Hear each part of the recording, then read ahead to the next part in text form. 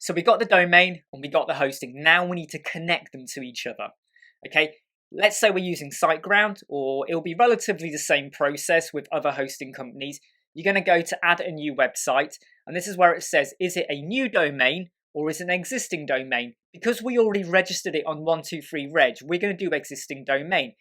I don't recommend you do a new domain with SiteGround because they will charge you about £15–16 for a new domain, which is why I'm telling you, go to 123reg, get it quite relatively cheap, and then connect it to your hosting company, okay? Just a bit of advice there.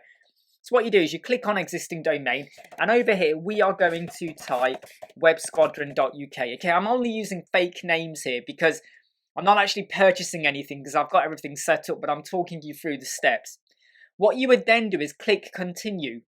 At this point, it is going to give you a message that says this domain is registered elsewhere.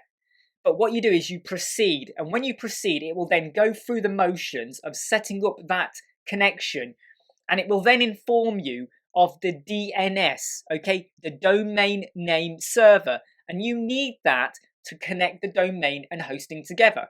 So if I just show you that, so here we go with what you will see once you've put in your domain name and hit the proceed. It's going to bring you to a screen where you will access the site tools, or it might be the control panel, or it might be a control center, something in your hosting server. What you're basically going to get told, and normally you get an email as well for this, it's going to tell you what is your name server.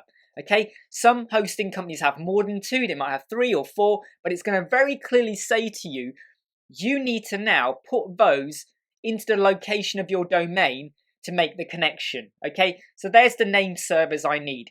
Now if I go to 123reg, okay, and I go to websquadron.co.uk and I go to manage, this is the control panel for 123reg, okay.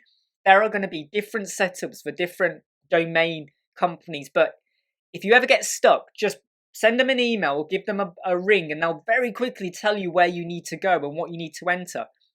When I scroll down on this page to change name servers, okay, this has already been done because this is already set up for our website. But at the time I went in here, this would have had something else. It would have been something like NS123reg or something like that. All I had to do, and all you've got to do, is go in, copy that, NS1, NS2, paste over here, NS1, NS2, hit update, and it will update, and you'll get a message that says, update successful.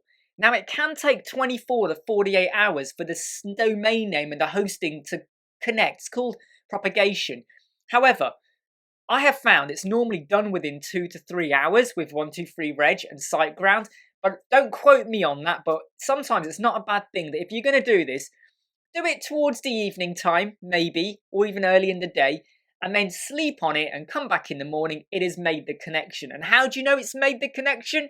Well, when you type in your domain name, rather than getting a blank 123reg page, you're probably going to get a blank WordPress page, which will be an aqua green color. And that's pretty much how you'll know it's changed. I mean, I would probably say, go to your website before you do the hosting connection. Okay, so you know what it looks like now.